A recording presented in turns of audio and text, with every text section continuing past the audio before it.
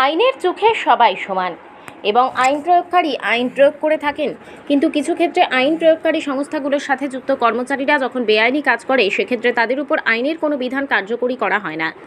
এমনই এক দৃশ্য দীর্ঘদিন যাবৎ ইরানি থানা এলাকার জনগণ লক্ষ্য করছেন।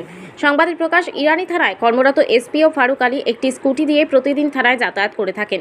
খোদ থানার ভেতরে সে স্কুটি দিয়ে যায়, আবার থানার ভেতর থেকে স্কুটি চালিয়ে বাড়িতে যায়। তার পরনে সবসময় খাকি ড্রেস পরা থাকে। তাতে অবশ্যই জনগণের কিছু যায় আসে না, কিন্তু যখন কাঁখি ড্রেস পরে বিনা হেলমেটে প্রতিদিন যাতায়াত করেন রাস্তা দিয়ে, তখন কি পুলিশের চোখ বাঁধা থাকে? এমনকি থানার ভিতরে প্রবেশ করে সরকারি ডিউটি থানার অন্যান্য কর্মচারী ও অফিসারদের সাথে করে থাকে। সেই জায়গায় জনগণের প্রশ্ন, তাহলে কি আইন সবার জন্য সমান নয়?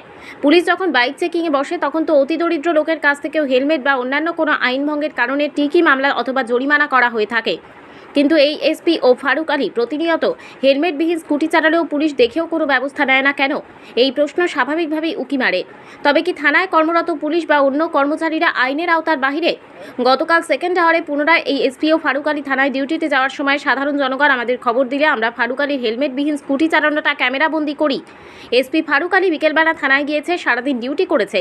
এবার দেখার বিষয়, এই নিউজ পরিবেশন হওয়ার পর থানা কর্তৃপক্ষ ফারুক আলীর হেলমেটবিহীন স্কুটি চালানো দেখে কোনো ব্যবস্থা নেয় কিনা। খবরে আরও প্রকাশ, এই ফারুক আলী শ্রীনাথপুর এলাকা থেকে স্কুটি করে অনেক দূর পর্যন্ত ইরানি থানায় যাওয়া আসা করায় দীর্ঘ রাস্তা অতিবাহিত হওয়ার পরে প্রচুর লোকজন তাকে খাকি ড্রেসে হেলমেট ছাড়া স্কুটি চালাতে দেখতে পান। শুধু তাই নয়, সে খাকি ড্রেস পরে কৈলাসহর টাউন হয়ে অনেক সময় বাড়িতে যায়, তখনও হেলমেট থাকে না। তাতে মানুষের কাছে ভুল বার্তা হচ্ছে, মানুষ বলতে বাধ্য হচ্ছে আইন কি শুধু সাধারণ জনগণের জন্য? অবশ্যই এই প্রশ্নের উত্তর পাওয়া যেতে পারে ইরানি থানার ওসি যতীন্দ্র দাস যদি কোনো ব্যবস্থা এই এসপিও ফারুক আলীর বিরুদ্ধে নিয়ে থাকেন তার মাধ্যমে।